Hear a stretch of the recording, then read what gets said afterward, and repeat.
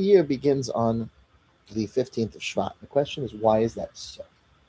So the Talmud explains that trees have a process that happens dead in winter. Um, in the middle of winter, trees start to refresh. There's sap deep down inside the tree that begins to rise and move around. And when you see in the beginning of spring these beautiful trees that are starting to grow, if you're ever in a so what happened? So what happened is this: in the fall, they started to die. And those beautiful trees that you saw with the most unbelievable colors. If you ever, I used to go to yeshiva in New England, and you would drive down the Merritt Parkway or something, and it was the most unbelievable. Like you go up these windy these highways, and you'd see these magnificent autumn colors. Those are all dead trees. That was all dead. They all break off, and suddenly you look in the winter of Tu B'Shvat, the middle of Shvat. This is the middle of the winter. And if Hirsch writes about this, he went out in Germany in the winter and saw these ice-covered trees in snow. And he says, everyone go out of your house and look at these trees. He says, they look dead. They look incredibly dead. But we're being told this is their birthday. They're alive. And he explains that the life that the tree evidences in the spring is not from the spring. It's from the middle of the winter, when all those branches that were anyway dead, that's what fell off. What fell off of that tree was already dead. It was already gone. It was last year's stuff. And in order to strengthen itself, the tree kind of dies off a little bit, but inside it's alive and it pulsates, and this unbelievable experience of the tree coming back to life, which no one can see, you only see it later, begins. Actually, the Jewish people have this special idea. We don't celebrate that in the Pesach time when we celebrate actual redemption. We realize it's happening now.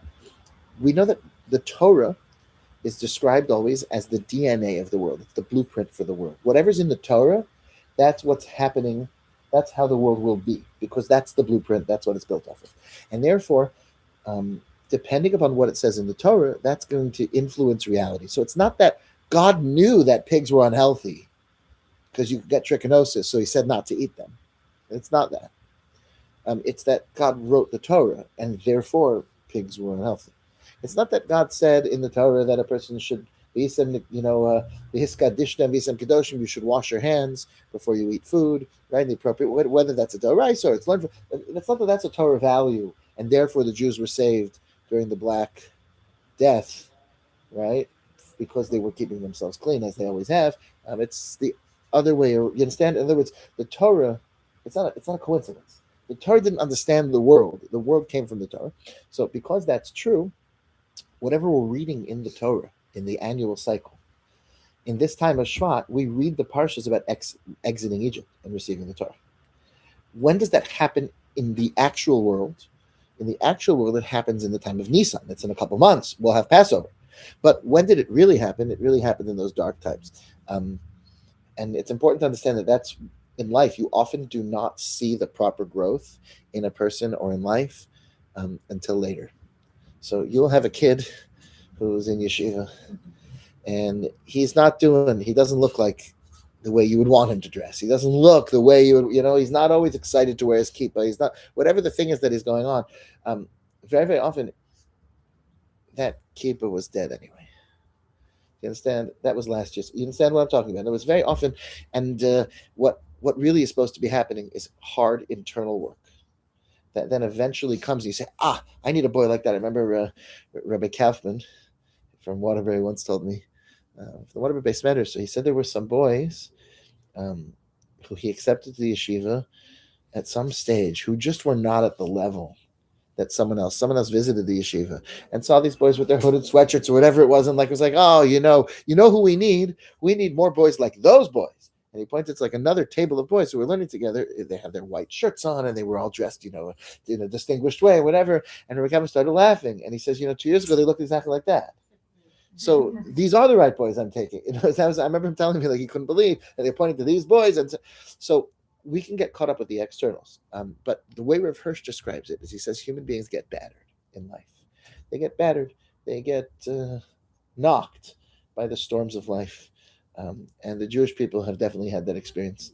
And every human being, man is similar to a tree. He quotes a pasuk that man is compared to a tree, and it's the deep internal life, realizing that that's alive and that's available, and that even if things on the outside can feel a bit broken, can feel a bit difficult, the Jewish people don't give up, and we celebrate our New Year for trees not when the tree blossoms. And so we celebrate it when the sap begins to move and show that it's still alive and it hasn't been ruined and broken by the winter. His language is something along the lines of men are battered by the storms of life. It is a very poetic, beautiful expression of, and he says, go out on Tu B'Shvat. Um, let me see if I can find it. Okay. In the meantime, before while I'm pulling that up, I'll tell you. Oh, now it's not letting me use Microsoft Word. I'm having a real interesting time with the computer today. Okay. So then we won't find that. The pasuk in Tehillim, the very first message of King David in Tehillim, I think is a very appropriate one for about relating to Tu B'Shvat and what I want to discuss. So the pasuk says like this: Ashrei Hosh, fortunate is the person. Or maybe Ashrei can also mean Ashurav, can mean strides, a person's steps. So Rav Hirsch says that whenever it says the word Ashrei, it means forward strides, the man. In other words, we'll say fortunate, praiseworthy is the person who did not walk be'atzas Rishayim, asher lo halach be'atzas Rishayim. He didn't walk in the counsel of the wicked. Ubederech chatoim, and in the way of sinners, lo amad, he didn't stand. So he didn't walk, stand, or sit with a moshav leitzim lo yashav, or in the place where cynical people sat, he didn't participate. Ki'im, instead, b'toras Hashem chavtzo, he desires the Torah of Hashem. So, and in God's Torah, yehegeh yomam v'layla, he considers, he meditates about it every day and every night. The haya ke'etz shasul, this person will be like a tree, who is shasul, who is planted, al palgei mayim, in a place of the confluence of waters. Palgei mayim is where multiple rivers meet up. So he's right there. Asher pir, and what does such a person have? So this person who, instead of following the advice of the wicked people, so he desired Hashem's Torah. So he'll be like a tree that was shasul al palgei mayim, that was planted on the many waters. Asher pirio yitein be'ito, which gives its fruit in the appropriate time. Ve'aleyu lo yibo, and its alim, its branches do not wither. V'chol asher yaseh la'atzliach, and everything this tree does will succeed. So a person who behaves like, who's like this tree, everything he does will succeed. Lo kein harishayim, the wicked are not this way. Ki in kemot asher tidafenu ruach, they instead are like motes. They are like chaff that gets blown by the wind. Alkain, for that reason, lo yakumu rishon b'mishpat, wicked people will not stand up on the day of judgment. V'chatoim ba'adas tzadikim, and sinful people cannot be among the community of the righteous. Ki yodea Hashem derech tzadikim v'derech rishayim tovei, for God knows the path of the righteous, but the path of the wicked goes lost. So a derech is a path. In other words, if you have a road. So there didn't used to be roads here in California, right? This was just a wasteland, and somebody put a road down. So the only roads that last are the ones of the righteous. The roads of the wicked don't last. They don't. They make a path that's gone in a second. Imagine like in the ocean or something. So what is this all about? A tree that is planted and rooted firmly. So the first thing is the advice of the wicked. You have to understand that there is a worldview that is strongly pitching itself to us all the time. In whatever society you're in, it's been basically the same thing throughout all of history. It just takes different forms. So if a person is watching television and they have a show that they like, that show has a message. And that show is giving you the Atzas Rishon. It is giving you generally, overwhelmingly, wicked advice. It's telling you a message about love, a message about relationships, a message about happiness that is antithetical to truth and Torah values. Almost 100% of the time, that is what's being pitched by just general society. And then there's the message of the Torah. And these are opposites. There's atzas rishon. There's just the advice of the wicked. And it's interesting because despite everybody advising these lifestyles, um, people seem to know the truth. I remember a story that happened with me. I went to officiate at a wedding in Phoenix once. So what I did is I had like a 6 a.m. flight back to LA to be able to just get in. I was teaching at the time, so I needed to get back early. So I had a airport hotel, and I took a lift back from the wedding to the airport. Lift at 11:30, 12 at night. So that's not, who's going to be driving Lyft at 11:30 at night, right? Like, I mean, that's not where any of us are really planning to be in life. College, but like so this woman is driving the Lyft. Her name is Amber, I think. Um, and she starts to tell, the seats recline in cars. So because seats recline, sometimes people believe that they're in a therapist's office, I think. And they want to explain to you everything that ever happened to them from, the minute that they were conceived up until that afternoon. So that's kind of what was happening. This woman is telling me about her husband, and they each have been married a couple times, different relationships, a couple of kids from different relationships. Some are hers, some are his, and now they're thinking about, I mean, they've been living together for like 5 years, and they're not sure if they should have a wedding or not, because it's like going to cost them like $15,000. I'm like, are they doing a Lakewood Takana wedding? Like, how are they getting such a good price? 15 grand for this wedding, and they could really go on like a cruise instead. So she's just not sure if it makes any sense. This is like what she's talking about. And then she says, like, probably out of charity, like maybe she needed to take a breath or she was thirsty. She says, what about you? Like, did you, like, are you married? So I said, I'm married. I have a few kids. And she says, how long, like, she's engaged or something for 4 or 5 years now. She says, how long were you engaged for? So I said, I'll tell you the truth. I said, I'm an Orthodox Jew.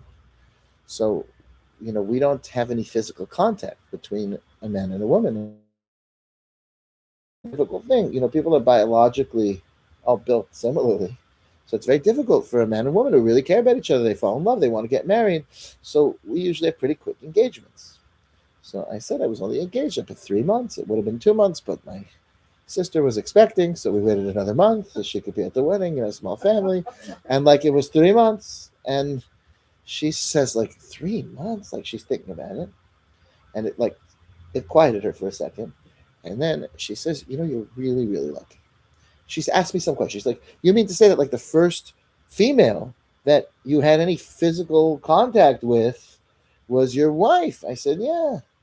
And she says, you're so lucky. Now, this is a person who's living the total opposite life. Her life and listen, she wasn't raised by my parents. And, like, she didn't have the great gift of being part of the Torah community.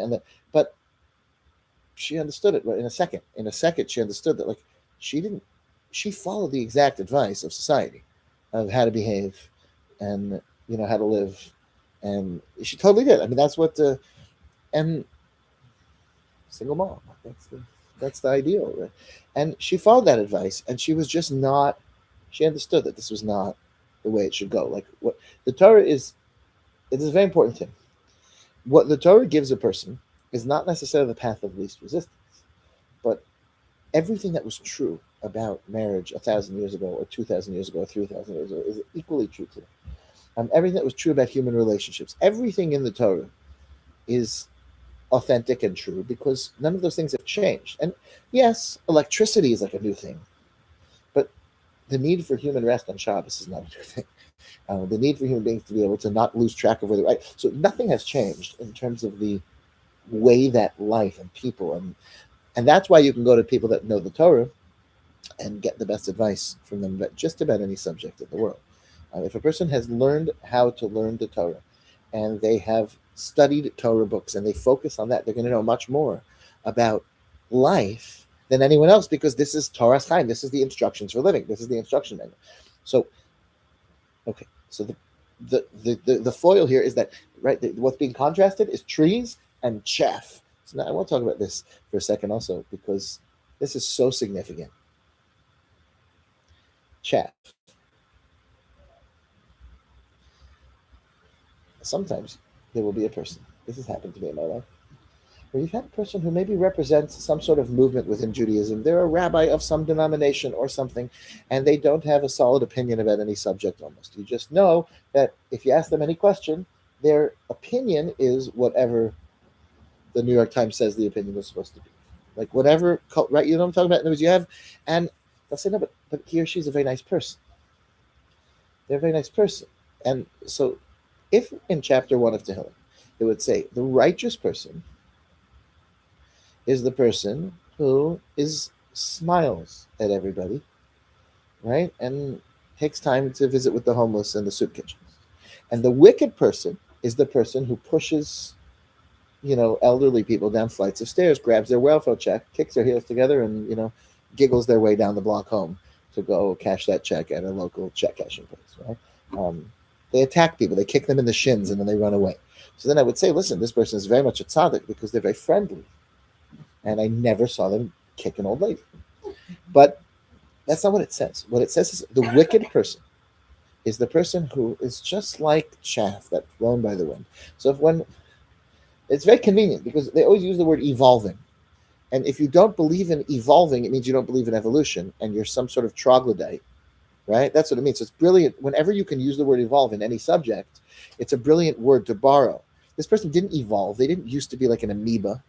President Obama was the same guy when he ran first term as second term. He didn't evolve into something new. The first time he held the position that marriage can only be between one man and one woman, and that's all. And he ran on that platform. And then he ran a second time and basically made it clear that if anybody believes otherwise, anybody believes what I used to believe, I mean, they are human garbage because the winds blew. So if you're just chaff, then you don't have an opinion.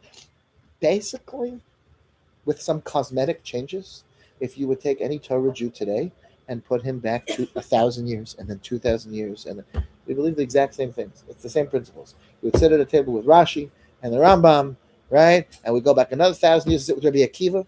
It's the same stuff. We're waiting for the same Mashiach, right? And we're talking about the same topics, and there's really no fundamental difference. Now, yes, there might have been a rabbinic decree at some point that we should keep the Torah alive, but he wouldn't know what electricity is. And if you go back far enough, you can get to a time when they were still allowed to ride a horse on Shabbos. But the ideals were identical. The values are the same. And there's no other form of learning that I'm aware of where this is how it's done. In yeshiva, there's a very striking thing when you have like a dual curriculum in yeshiva.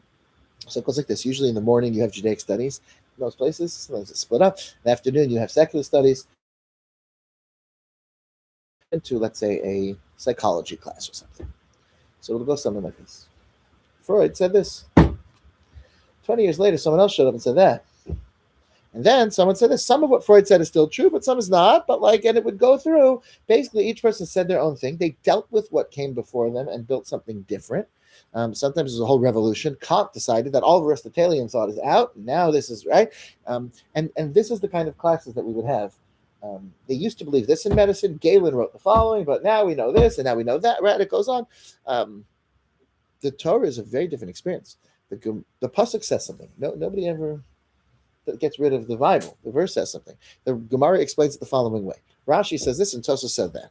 The following commentary asked a question on Tosfos. 100 years later, somebody answered that question, right? And you start to go through, and there is a conversation of relevance between everything from the beginning until today. Nothing ever gets outdated. It's just one long. Now I can add, if I have the privilege of writing a sefer or something, I can add something in after that whole thing. It's a fascinating thing. So you become friends, you become students and colleagues and whatever it is. Obviously not really colleagues in that sense, but we become part of a conversation as a very, very junior student of Rashi and the Rambam.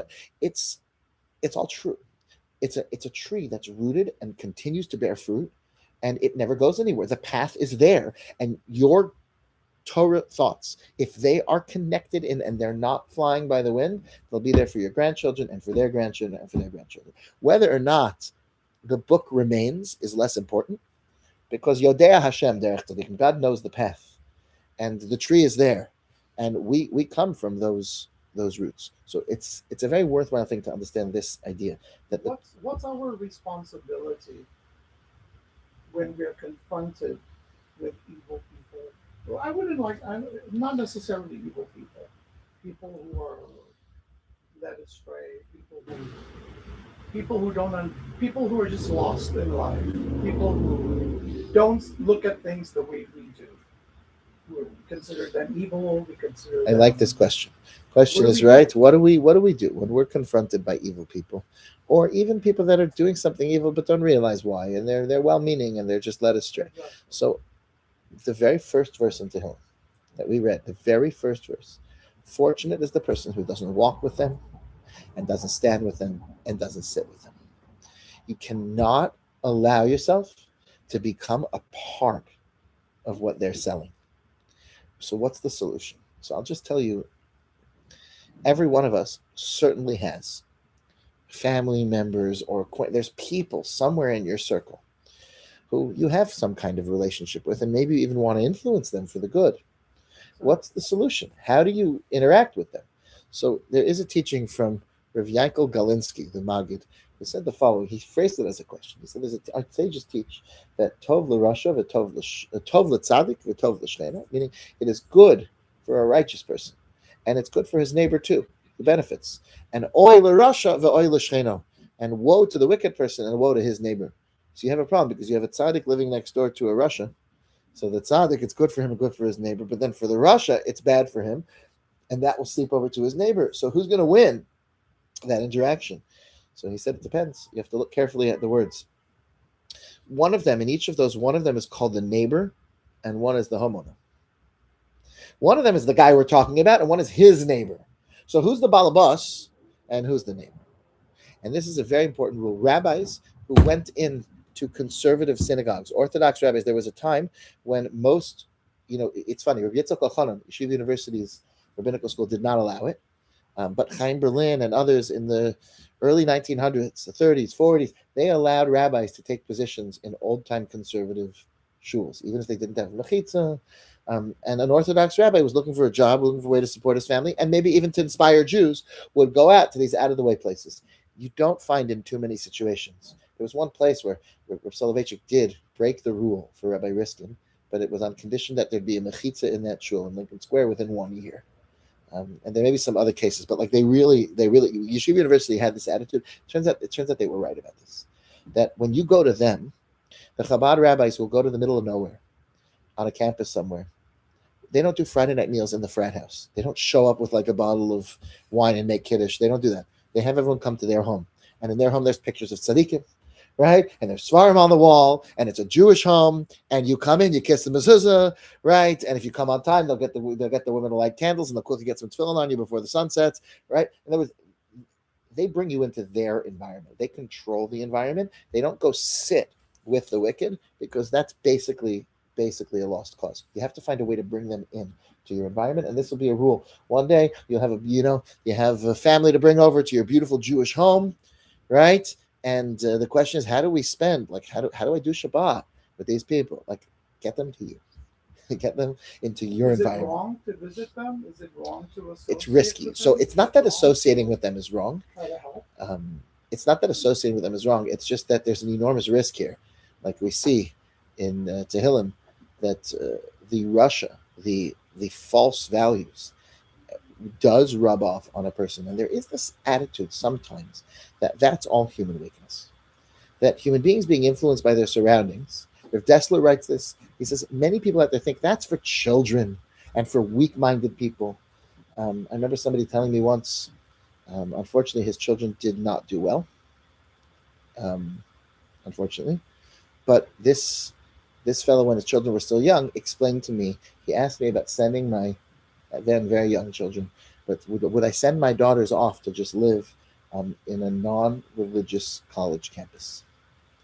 And I said, under no circumstance do I think that's a good idea. I would advise everybody against that.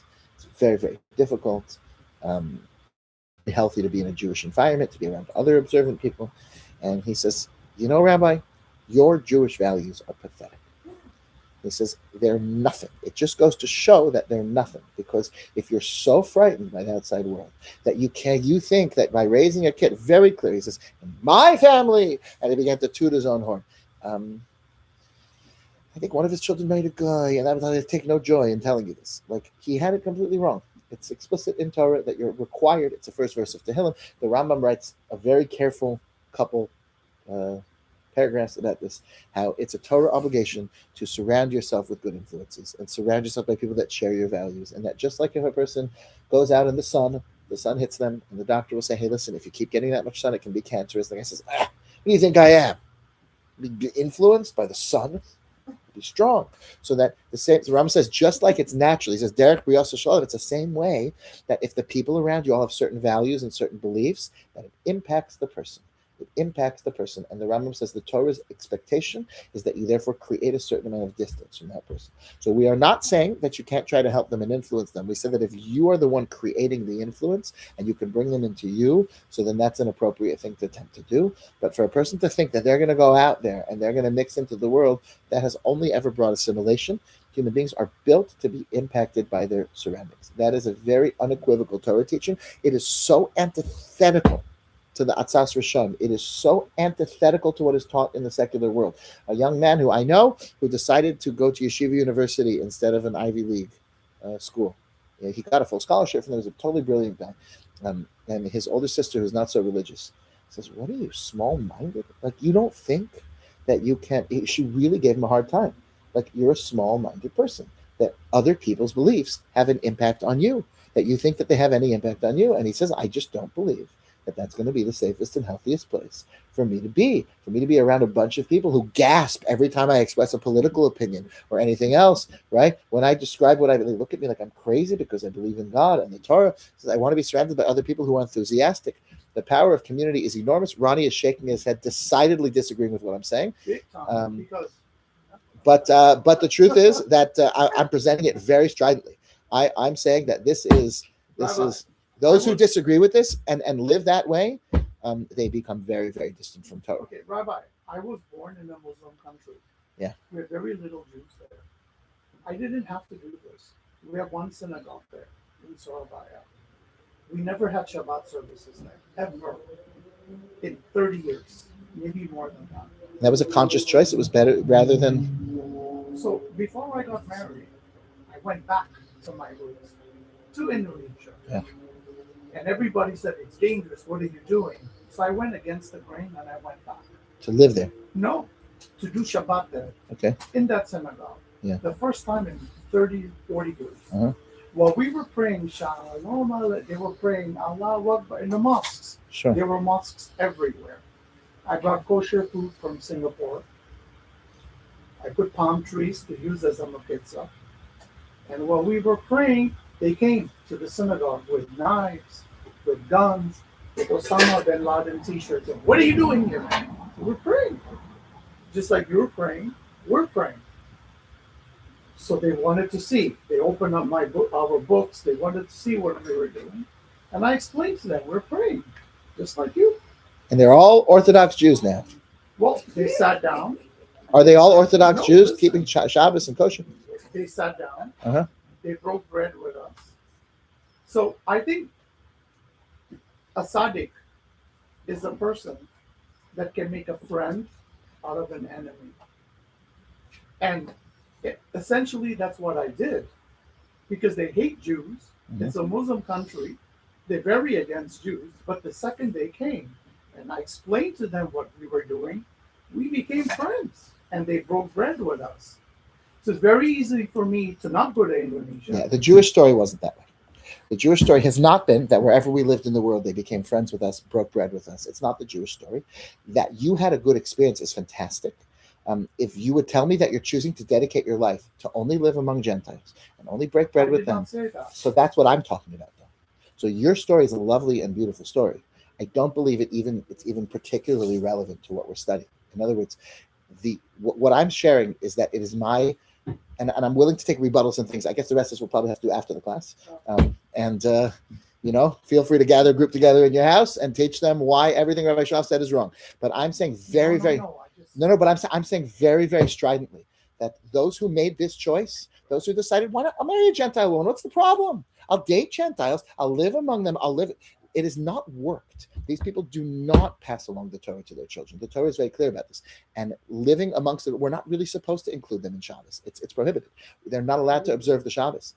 It's prohibited for a goy to keep the Shabbos because Jews, it doesn't mean they can't eat at the same table with you or something, but it's not for them. It's and the impact is generally, in my experience. I mean, I'm saying it stridently because I see us losing children again and again. The boy who came to me in Eula and told me, Rabbi, my family doesn't agree with your hashkafa, and I'm going off to a secular college. And he went off on his own. I'm going to put my tefillin on every day, as if putting your tefillin on every day is the big win when you used to daven and minyan 3 times a day, and you were part of an Orthodox environment, and now you'll sneak away when no one sees you to not be embarrassed to throw your tefillin on for 5 minutes. It's better than nothing, but that's not the big win. He came back and for a vacation home.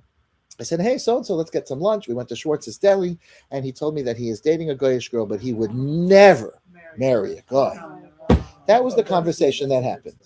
And it's like, but when the scoffing, the laughing in my face, the silliness of the idea that it would be better to go to yeshiva in Baltimore and go to Johns Hopkins and be living in the yeshiva. And the idea of, Rabbi, where's your real Judaism? My grandfather was a man of the world who was both a scholar and whatever this kind of nonsense response was. In real life, I saw student after student after student. The ones who chose Jewish community and Jewish pride and to be in a Jewish place, those people are still, they're marrying Jewish and they're connected to Judaism. It's the center of their life. And the one who says, look, it's good because I had like an Adventist roommate and he understood me and respected me, so he could turn the lights on and off for me on Shabbos, and I didn't have to actually do it. And like basically, he was breaking hundreds of d'Rabbanans every time because he didn't know the actual rules. You can't just tell a guy to do this, do that. Like he lost Shabbos and he lost his connection. And unfortunately, the idea that that's because those people were weak-minded is, first of all, I could accept that a lot of people don't realize how weak we are and how frail the human being is. But our sages say this is true about even the strongest of people. Rav Dessler says, I'll just tell you, Rav Dessler says there's a medrash that we discussed about Moshe promising his eldest son to idolatry, that a condition of marrying Yisro's daughter was that Moshe swear that his oldest son would be raised for idolatry. That's a medrash. There are different approaches to what that means. And we spoke about some of them at Shal Shudas a few weeks ago. I just saw that Rav Dessler says that Moshe never said that and never made a swear. What Moshe didn't realize is that if you choose to live with this man who's not yet, he's a leader, and even though he's sworn off idolatry, he's not yet bought into your values, then the child who will be raised in that environment will be enormously influenced by this environment. And it's as if you pledged him to idolatry when you signed him up for that college or for that elementary school or for that. You understand? It's like a swear. That's how Rav Dessler says it. Which is a beautiful way to read that medrash. And okay, so in any event, that's lesson number one. I do believe that we're here to be a light to the nations, and there is some way that we're going to make that impact. And when they come to us, we respond to them respectfully, and we do it right, and hopefully we can turn the whole world into our friends. I mean, that's what we know will happen eventually. Rav Moshe Feinstein, listen to this one. Rav Moshe Feinstein says, Ashrei Ha'ish. This is in the Darash Moshe. He says, what is this advice of the wicked? It's mashma. It's the words sound to him. It's not that this is wickedness itself. It's like a path that leads people to become wicked. So it says Rav Moshe, what is this? Nira. He says, here's what I think. Rav Moshe finds it. So there are many people who believe in God and believe in His Torah and fulfill the mitzvahs, and yet Mevakshim v'doagim od mimei yaldusam. They are constantly worrying from the youngest of ages, shel b'neihem, about their children. Bameh yisparnasu. How are they going to make a living?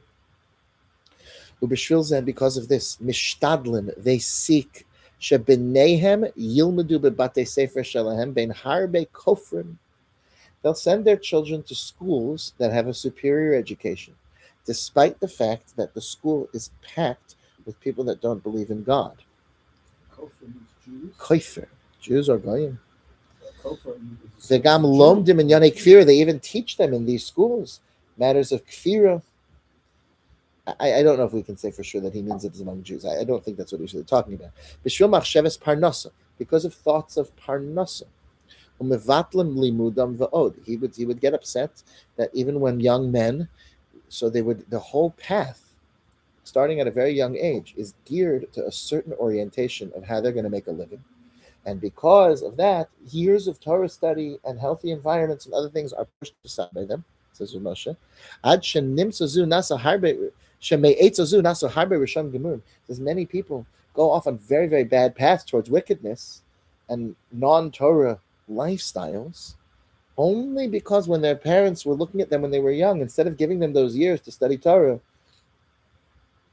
the Ashrei Mishaboteach B'Hashem Yisparach. Fortunate, the first thing in Tehillim is fortunate is the person who trusts in God. Hazana Mefaris Lakol, who gives people a way to Parnasa. Sha'af Sheyiyeh Osuk B'Torah Lo Yechzalach. As it says in Yirmiyah, chapter 17, verse 5. Well, Moshe just sends us there. It doesn't say, what does it say in Jeremiah 17:5? Here's what it says. Kol Amar Hashem, so says the Lord. Orur HaGever, Asher Yiftach Ba'ad. Cursed is the person who trusts in a human. The Som Basar Zro'o, who makes flesh and blood, his strength. Umin Hashem Yosur Libo, and turns his thoughts away from the Lord. The Haya, that person will be Ke'ar Be'arava. That person will be like an Ar tree on the plains, in the desert. The Lo Yireh Ki Yavo Tov, he will not sense the coming of good. V'shochen Chareirim Bamidbar, Eretz Melecha V'lo Seshe, he will not sense the coming of good. He is set in the scorched places of the wilderness, in barren land without inhabitants. So it's interesting. In other words, Rav Moshe is marshaling support for his attitude that the Atzas Rishonim is the preoccupation for young children with what they're going to do for Parnasa. And because a person gets so preoccupied with that, they make bad decisions. They'll be also like a tree, a different kind of tree.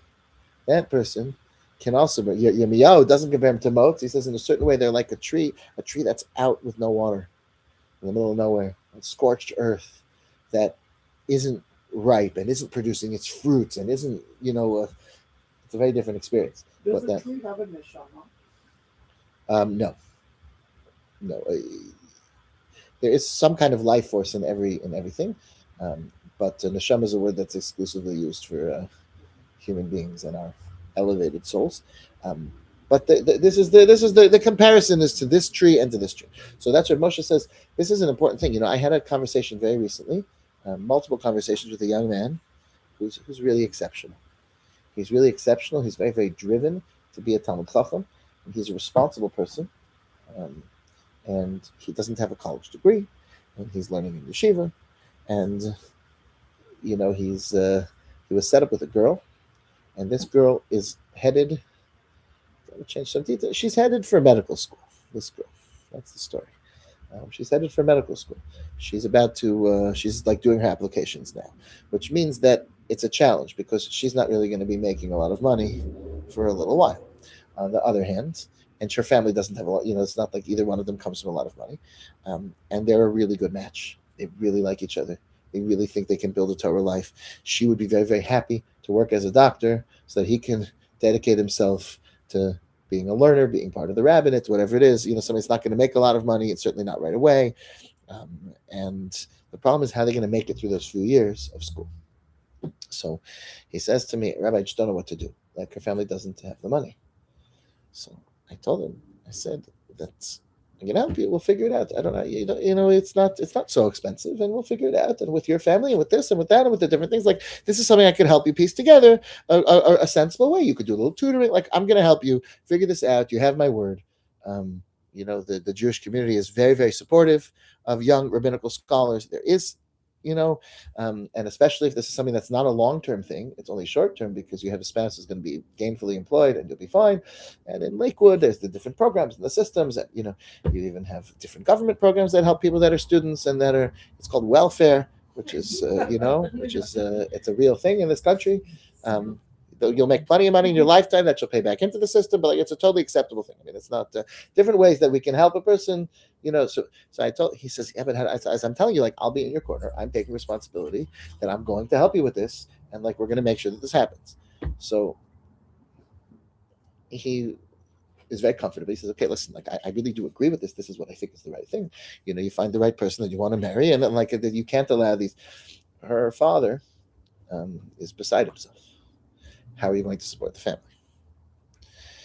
you understand that his daughter has found favor in the eyes of a very scholarly, very, very few are willing to take that risk of going off. He's willing to go learn in the middle of nowhere in a town that has nothing for a few years, if that's where she gets into medical school.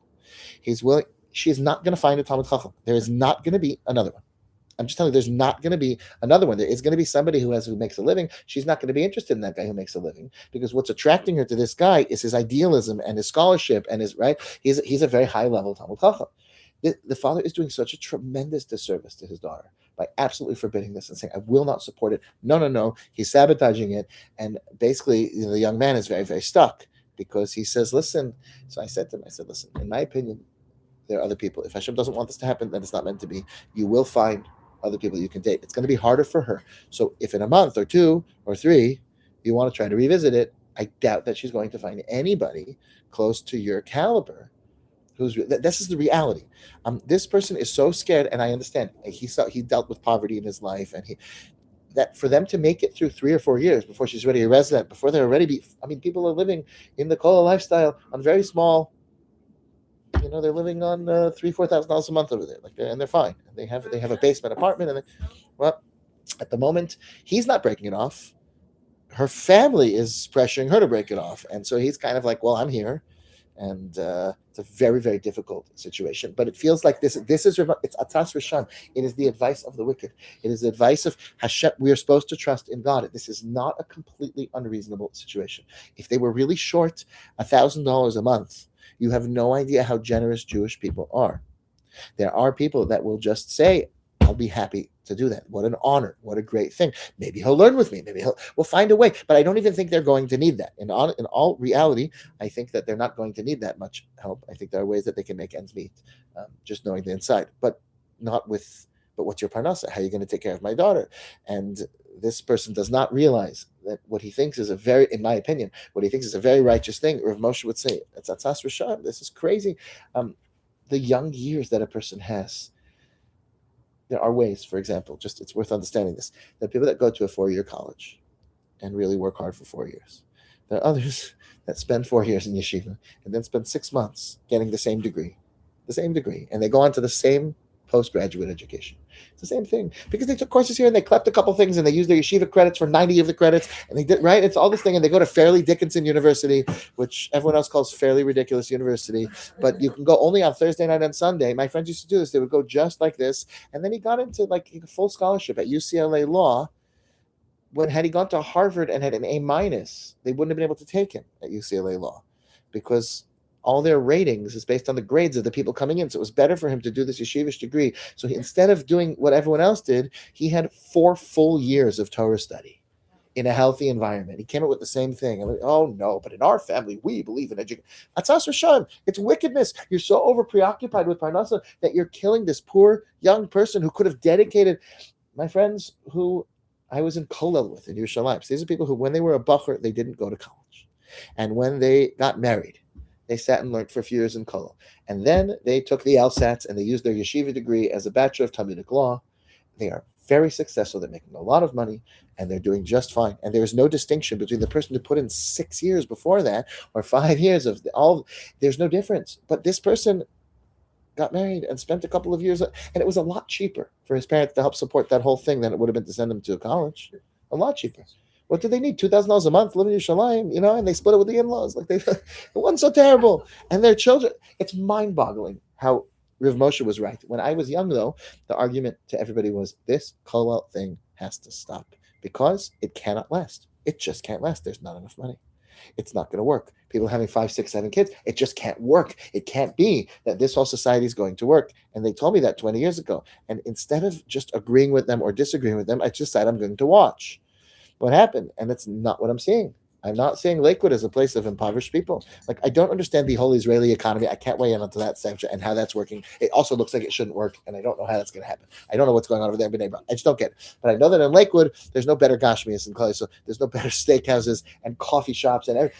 Baruch Hashem, the people that are going to make a living are making real livings, and they are, and it's just not real. It's not true that Don Gurmazian, when he came to speak, we had this open house for our new high school that we're hoping to start in LA. So Don Ghermezian came and said such a Kiddush Hashem. He said he's the head of the Ghermezian family's American Dream Mall. He's the CEO of a big, and he said he used to only hire from these 5 different business schools, Stanford, and he went through the names, and he said now he only hires from Beit Midrash Gavoa from PMG in Lakewood. He said this, you were there. He goes and he sets up a table. And he says these people are trained to think. They're intelligent. They've been studying the Torah. He says, and I tell them, if you're planning to keep learning Torah, I don't want you. I'm not trying to pull you away from Torah study. But he said, if you're looking for a job, what I could do with you, he says now that's who he has. That's who he has working for him. And I thought it was a big Kiddush Hashem because it really does. The Torah really does train people for things, but especially in light of what Rav Moshe said, it's not Tzas Rishon. We have to be careful that when a person is feeling too much anxiety or too much worry and forgetting that it's really God who runs the show and he really takes care of us financially and we do what's right. And sometimes what's right is to work really, really, really hard and know that that's the time to do it. And then you do that with all your heart, but to know that if the right thing to do is to study Torah or is to give your children a Torah education or whatever else it is, then they're going certainly to be fine. It's going to work itself out, and you just keep on Hashem's team. Okay, now there's one thing here that I want to focus last on, and that is the pasuk that says Kiyam b'Torah Hashem chefzo uv'soroso yehege yom v'layla. It says this person, the Torah of God, will be his desire, and in his Torah he will meditate day and night. So says.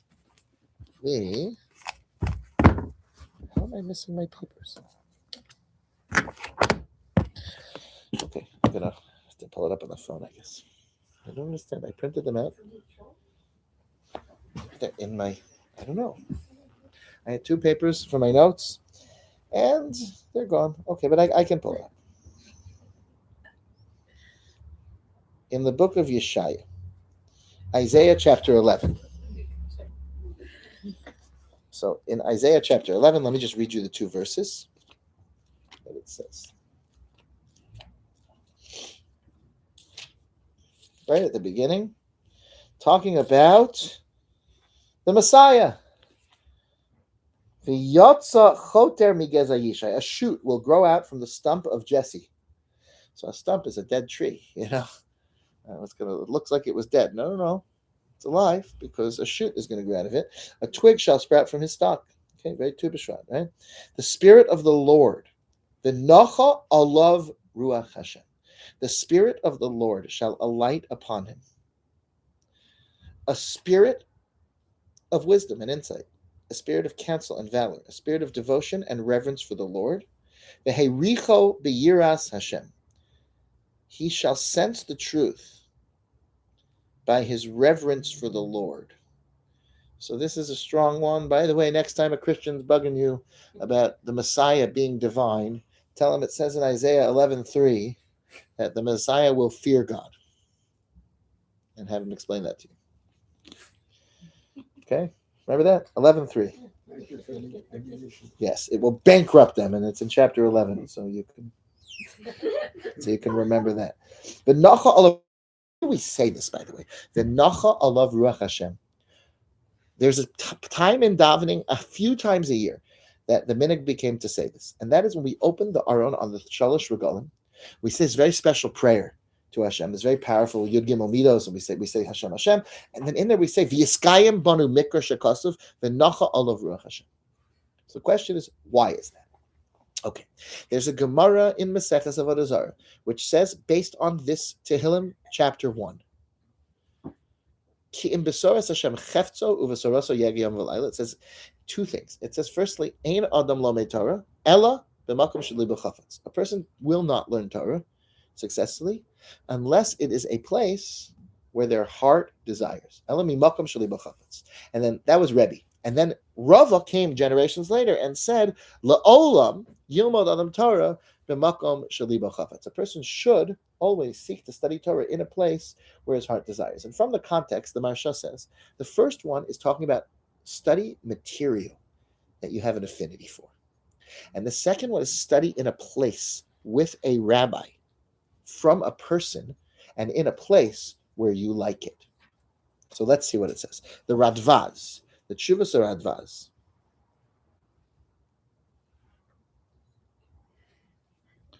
is talking about where to pray. First, he talks about not praying. He brings the pieces of the Gemara that say a person shouldn't pray in a place that's very distracting, and there's a lot going on that disrupts his concentration. And then he says, "Ilavde mistafina." He says, if I wasn't too scared, that's something that they say when they're saying a chiddush, right? They're saying some novelty that wasn't written before them. So sometimes rabbis will say, if I wasn't too scared, I would want to suggest the following. It means he's saying this. He really thinks this. He says, "Tav le lehispalel b'yachid." It is better for a person to pray by themselves than to pray with other people that he doesn't like. So you have to go to shul and pray with people you like. Another reason, he says, that you should make sure to pray around people who you like. Ki behabit, and he uses the language. Just like it says in the Gemara, Ein adam lomed Torah, ela b'makom shelibo chafetz. Just like studying Torah has to be in a place where your heart desires it. Here's the reason. Behebit ha'adam el mi shedaito nochebo. When a person looks at other people in the room who he likes, he enjoys their company. Me'oreres ela kavana hashlema. A person's ability to focus and connect to God becomes more complete. Daito misrachevetz. He feels better. Belibo sameach. V'nacha olav az ruach Hashem ke'inyan she'amru b'nevuah. The Spirit of God of Isaiah 11 can be upon a person who's in a place where he gets along with the people around him. So shul's not a place where if there happen to be 9 other men, you can technically have a minyan, and it's about you and God. It's about the community serving God, and you're part of that. And therefore, getting along with those people, being in such a place, will make your prayer much more complete. Od amru b'sifrei chachma. Then he says something interesting. It says in the books of wisdom, Kabbalistic books, I don't know. Ki beheyosa adam miskavein el rabo. When a person is standing and focused on their rabbi, v'nosein elav libo, and thinks about his rebbe. This is in the 1500s in Tzfas. So tiskasher nafsho benafsho v'yachol alav mehashefa asher alav v'yelo nefesh yisera. This is called sod ha'ibur b'chayesh neim. A person can connect to a great Torah personality that they have a relationship with, and their souls will both be elevated by that connection, because that's what it means. Your eyes should see your teacher.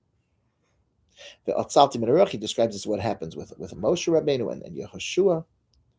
Rabbeinu HaKadosh says how important it was that he would see the face of his teacher, that he would get to an even higher level. And then he says like this. When a person looks around the room and they see people who they really love, relatives, or a rebbe who they care for, or even just a person they get along with, is a person will be given spiritual capacity that's even greater from above. He says, and this is, by the way, an extremely logical thing. If you just understand human psychology, you would understand this. He says,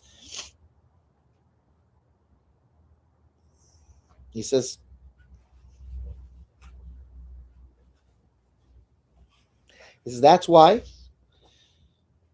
wherever Jews have moved, you'll find shekol b'nei ir v'lashon echad, people that all come from one place. People come from Iran, and people that come from Yemen, and people that come from Lithuania. So he says, right? He says, each one makes their own little community. They don't make one huge shul for everyone. You don't find that great rabbis would stand up and say, what kind of crazy thing is this? We all need to be, because he says, it says people from different places have different affinities in their heart. If you try to put all those people together with all the different, this one likes to sing this way, and that one likes it that way, and this one, it's just, nobody's going to feel the comfort and the home that they need to really be able to pray the way they need to do. And therefore, you see that as much as we want to talk about unity, we also want to preserve everybody's opportunity to truly be themselves. And therefore, you kind of need, within a community that hopefully can have a broad sense of unity, you can also have, so now it's interesting. Mashiach this pasuk is talking about the Messiah himself. And there will rest upon him a ruach chachma ubina. So I found that the Medaktek, Reb Wolf Heidenheim. So Reb Wolf Heidenheim was a German grammarian. The Chassam Sofer likes to quote, a very interesting person, and he quotes somebody from before him, the father of Rav Naftali Hertz of Halberstadt. Okay, so he quotes that this pasuk seems to have nothing to do with a personal prayer to God. When it's the three regalim, it's Pesach, Shavuos, and Sukkot. Everyone's praying to God, take care of me, take care of my family, etc. And suddenly we throw this, and it should be fulfilled about me, this verse of V'nacha olav ruach Hashem, which is about Mashiach. So he said as follows. He said, Nathan of Gaza, who was a follower, who was the big architect behind the Shabtai Tzvi canard. Nathan of Gaza was his Eliyahu Hanavi, was his prophet, was the brilliant man who attached himself to Shabtai Tzvi and made sure that this manic, depressive, brilliant, creative, false Messiah was able to be marketed to the whole world. So he suggests that Nathan of Gaza added this in order to, and it should say, the original Girsa was V'yiskayim bo, and it should be fulfilled about him, referring to Shabtai Tzvi, this pasuk about V'nacha olav ruach Hashem, that he should flower into the Messiah. And we say V'yiskayim banu, it should be fulfilled among us. So this is one of the strong theories, is that that verse doesn't belong there. And it was added in by a charlatan, who was trying to get us all to worship the wrong false Messiah. Accept the false Messiah. That's how it made it in. That's a theory that Reb Wolf Heidenheim already brings, and perhaps there are people who don't say it, but it is part of the traditional Jewish text. We still say it. So I wanted to suggest. The Radvaz says that this pasuk of V'nacha olav ruach Hashem comes on a person when he's together with the people he loves and his relatives. The Shalosh Regalim is a time when the Jewish people all go up to Jerusalem. The whole Jewish people is coming together. And we know that it was supposed to be a time of like Simchas Beis HaShoeva, the great joy of Sukkot. The Talmud Yerushalmi says, and Tosfos brings it, that the time of the drawing, it was Am Shoeves Ruach HaKodesh. Simchas Beis HaShoeva was Shasham HaYeshoav Im Ruach HaKodesh. It was a place where people received enormous spiritual levels. When all the Jewish people were together, people were with their families and they were with their friends, and there was a sense of tremendous Jewish unity and the surroundings, the environment that a person can achieve. So in other words, we're contrasting this to the Russia, right, who doesn't take seriously the importance of, he will walk in the advice of the wicked, right? You sit and you walk and you hang out with these people, it impacts you. But the level of spiritual benefit that a person can get from being around the right people and the holy people and the good people is so enormous and so powerful, with all the Jewish people being together. So what is this spirit that comes onto Mashiach? Mashiach is the one who unites the entire Jewish people. That's his job. He brings us all back from the corners of the world. He unites us. Finally, we're under one, one great rabbi, thinker, personality for the first time in many, many years. Hundreds, thousands. When we all get along like that, that's just going to happen. He's going to bring us all together. We're no longer going to have the same, I can't get along with the people in that show because they sing the wrong tunes, right? Somehow he's going to bring all of that together to be one nation again. So in other words, this is just a theory. But in other words, on the Shalosh Regalim, perhaps that's it's the time of unity of the Jewish people. So there's a messianic aspect that we can all experience.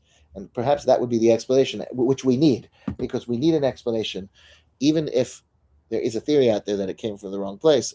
As long as we're not taking it out of the siddur, then we need to have some idea of what we're saying. Okay, so just the final thought is this. Only learning Torah that you desire, B'Torah Hashem Chefzo. But the Gemara says in the beginning it's that way. But in the end, the Torah becomes your own. So in the first part of the pasuk, you study the Torah of God. In the Torah of God is his desire. And in his Torah, he studies the Enet. It says the Talmud means your own Torah. It means that in the beginning the Torah belongs to God, but eventually it belongs to you. It becomes part of you. So I think the idea is this. There is one way to look at the world, which is that the world is just this wonderful place with all kinds of pleasures and all kinds of good things. But there's a problem. The Torah is just the way to get to heaven.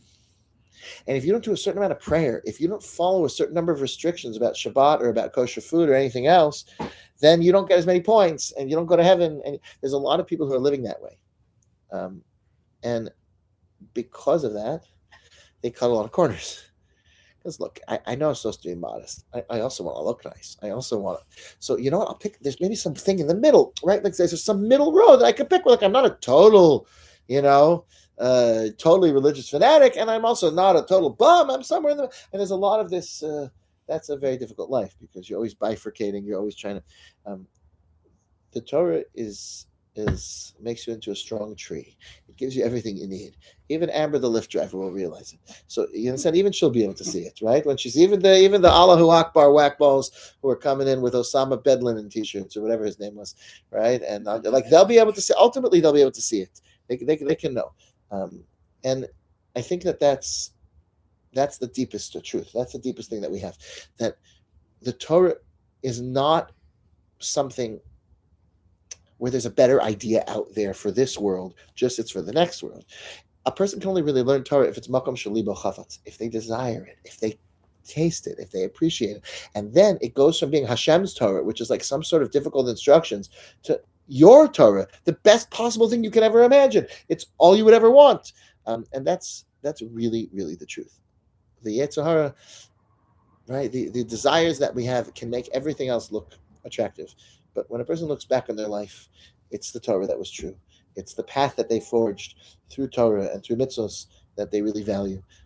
But Torah Hashem chefzo, the desire a person starts out with is, look, I'd like to know this Torah, but it belongs to Hashem and it's difficult and it's demanding. And the end game is that the person can only really learn Torah if it's makom shalibo chavetz, if it's something that the person's heart desires. That is some thoughts on us learning from the trees and realizing that it's the Torah that takes us and turns us into a rooted tree that stands on the waters and has success and lasts on and creates an actual path in this world that our children and grandchildren and future generations can follow, because man is like a tree. So happy post Tu B'Shvat. Thank you. Yasha Koach. Thank you everyone for coming. Oh, and I had something here I have to tell you. I have to tell you one last thing. You don't have to stay for this. But listen to this one. Shlomo Carlebach tells a story. What's the name of the book? This name of the book is Rabbi Shlomo Carlebach on Shemos. And he was always talking and said, he had tons of recordings. So Rabbi Shlomo Katz from Efrat, put together all these recordings. So he says, he's talking about a tree getting its sustenance in the deepest depths of its roots. Without saying anything bad, I once had a private audience with Ram Dass. Ram Dass, what's his book? You guys remember? Be Here Now. Okay, he brought like Eastern spirituality in a massive way to the Western world. And I said to him, brother, I don't understand you. He said, Shlomo Carlebach, you're a Jew. You know you're a Jew. That means God made you as a Jew. He wants you to serve him as a Jew. Why are you doing everything else? So Ram Dass says to me, I know you're right. Give me 2 years. The craziest thing. Exactly 2 years later. At that time, I lived on 91st Street. I was going to a very good chiropractor. And who's sitting there? Brother Ram Dass. Exactly 2 years later. At the time, he was involved with a woman on the east side who acted as a medium. He was sitting in the waiting room with a book covering his face. Nebuch, he didn't want me to see him. So I pretended not to see him either. 2 years later, he says, exactly 2 years. And he uses this, right, as an example of... he's using it in a little bit of a different Tu B'Shvat context, even though he ties it into Tu B'Shvat. But I had just wanted to tie it into the idea that even you understand, even he knows. But if you follow the Atzas Rishon and the Derech HaToim and you wind up, in other words, he went out into that world, he never managed to pull himself out. He never managed to he knew. They know over there. In India, there are many stories over the years of people who went to the Dalai Lama And he would tell them, "Oh no, you're Israeli, like you're Jewish, you have all this in your tradition, like you don't need anything here. Go back to." There's a lot of stories like that. Like he really sent them. They know the truth. It's a Gemara. It's a Gemara Menachos Daf Kuf Yud that says that even the idolaters far off in all these far flung places, they know that there's a God above all the idols, and that's really the one. That's the Gemara Menachos Kuf Yud. So I thought that was such a good story, and I was gonna weave it in, and I'm not so good with stories. Okay, so. Shlomo Kabach and Ram Dass 2 years later to the day in the chiropractor's office. You're the man, Rabbi. Thank you. Yeah, that was a good story.